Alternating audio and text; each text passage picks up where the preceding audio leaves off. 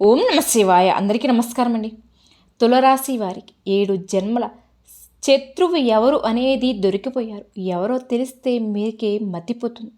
2025లో మీకు జరిగేది ఇదే.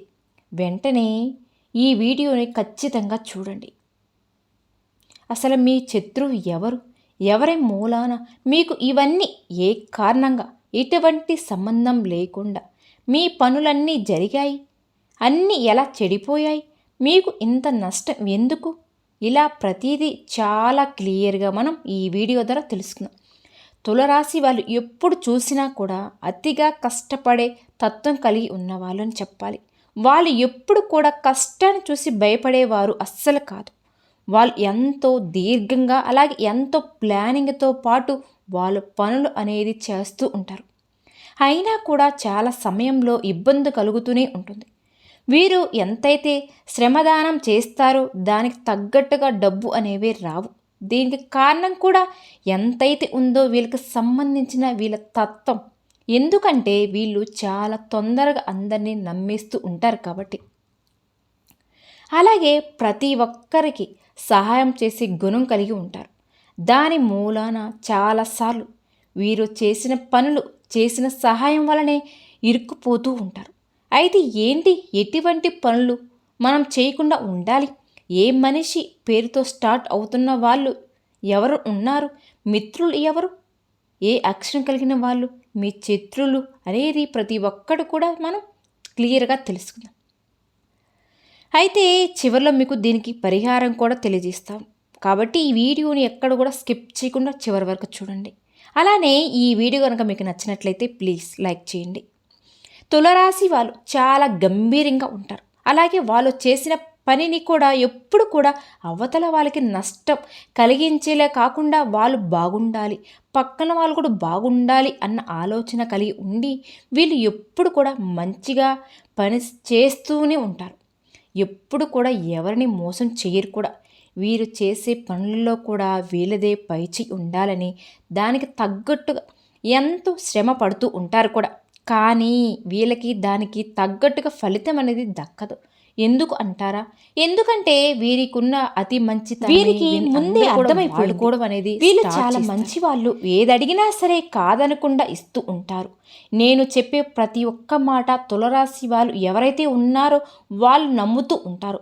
ఎందుకంటే మన గురించి మనకి ఎవరు చెప్తున్నట్టుగా ఉంటుంది కదా. అలాగే తులరాశి కలిగిన వాళ్ళు ఎవరైతే ఉంటారో వాళ్ళు ఎక్కువగా ఆధ్యాత్మికంగా ఉంటారు. దేవుడిని బాగా నమ్ముతూ ఉంటారు కూడా. తల్లిదండ్రులని ఎక్కువగా గౌరవిస్తూ ఉంటారు కూడా.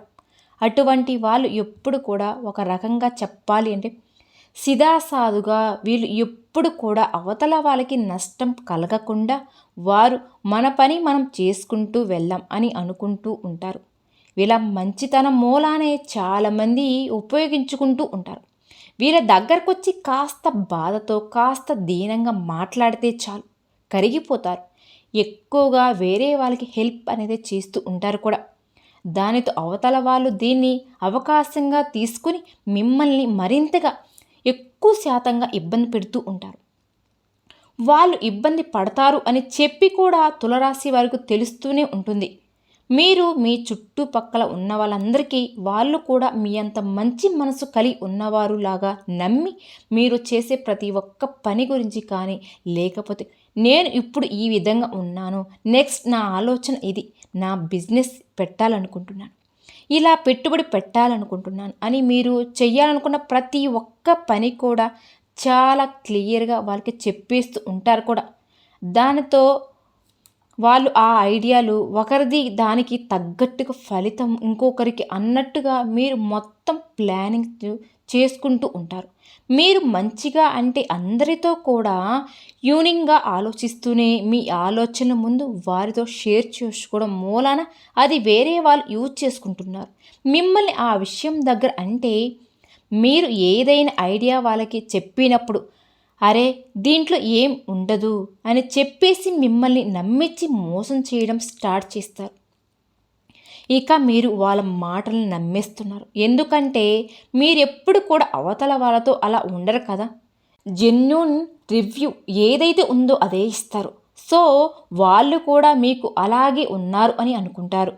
కానీ మీ ఐడియాస్తో అవతల వాళ్ళ బతికేస్తూ ఉన్నారు.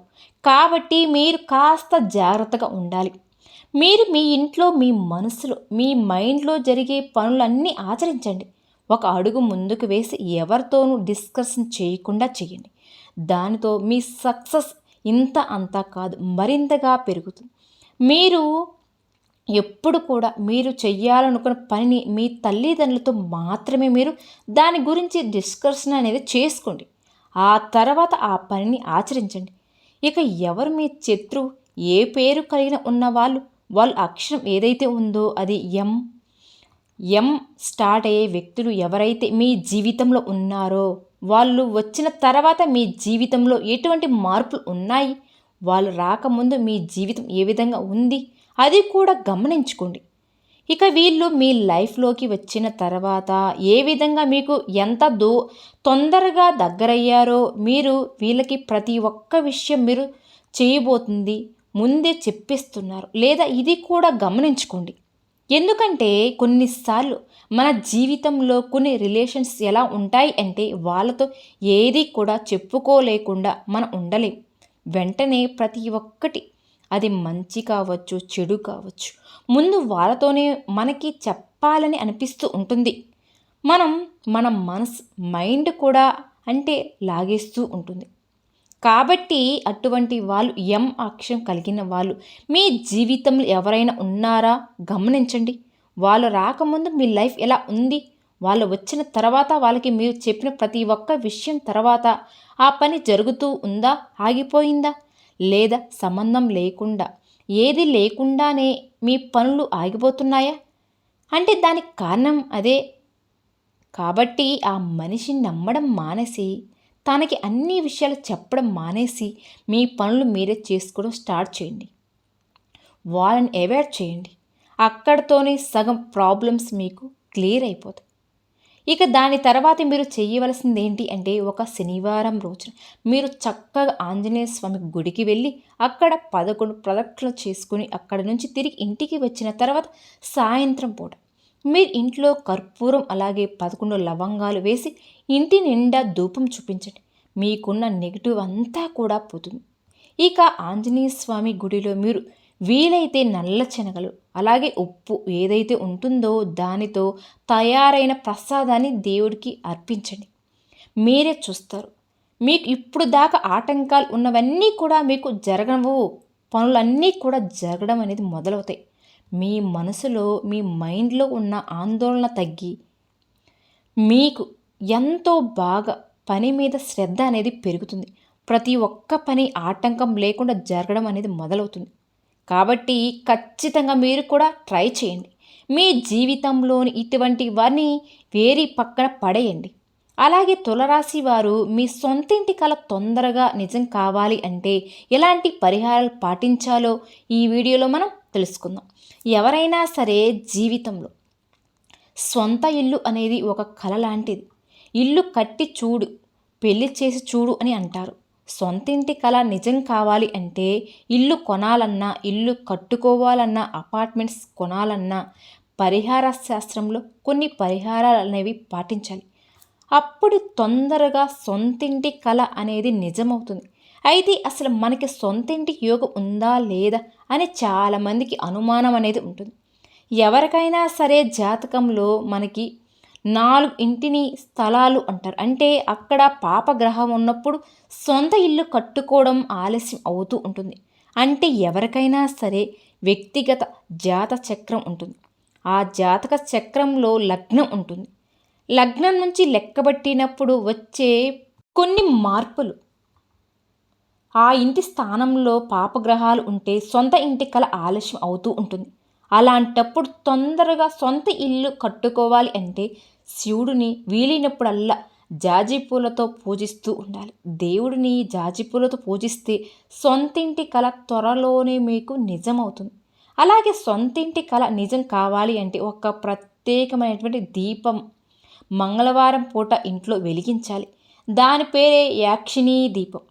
యక్షిణీ దీపం చాలా శక్తివంతమైనది. ఈ దీపాన్ని మంగళవారం పూట ఇంట్లో వెలిగిస్తూ ఉన్నారనుకోండి, తొందరలోనే ఏదో ఒక విధంగా డబ్బు సమకూరుతుంది, సొంతింటి కళ కట్టుకుంటారు, లేకపోతే కొనుక్కుంటారు.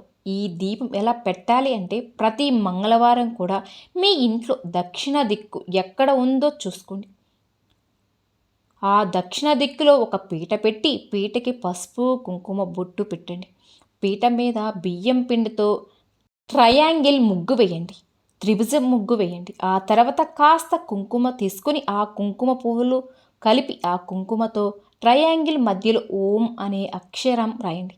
శక్తివంతమైన అక్షరం ఓం అనే అక్షరం మీద ఒక చిన్న మట్టి ప్రతిమను పెట్టి దాంట్లో ఇంకొక మట్టి ప్రతిమను పెట్టి నూనె పోసి 9 ఒత్తులతో దీపం పెట్టాలి.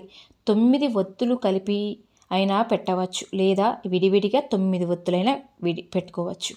ఆ దీపం గంట సేపు వెలగాలి. మంగళవారం ఉదయం కానీ రాత్రి కానీ ఈ ప్రత్యేకమైన దీపం ఇంట్లో దక్షిణ దిక్కులో వెలిగించండి. దీనిని యాక్షిణి దీపం అనే పేరుని పిలుస్తారు. చాలా శక్తివంతమైన దీపం. 9 మంగళవారం యాక్షిణి దీపాన్ని వెలిగిస్తే 9 మంగళవారం పూర్తి కాగానే త్వరలోనే ఖచ్చితంగా మీ సొంతింటి కల నెరవేరుతుంది. లేకపోతే సొంతిల్లు కట్టుకుంటారు, అపార్ట్మెంట్స్ కొనుక్కుంటారు. ఇది ఖచ్చితంగా జరిగి తీరుతుంది. కాకపోతే 9 మంగళవారాల మధ్యలో ఏదైనా మీకు కుదరని వాళ్ళు తర్వాత కంటిన్యూగా చేస్తే సరిపోతుంది. అద్భుతంగా పనిచేస్తుంది. ప్రతి మంగళవారం ఈ ప్రత్యేకమైన విధానాన్ని పాటించాలి.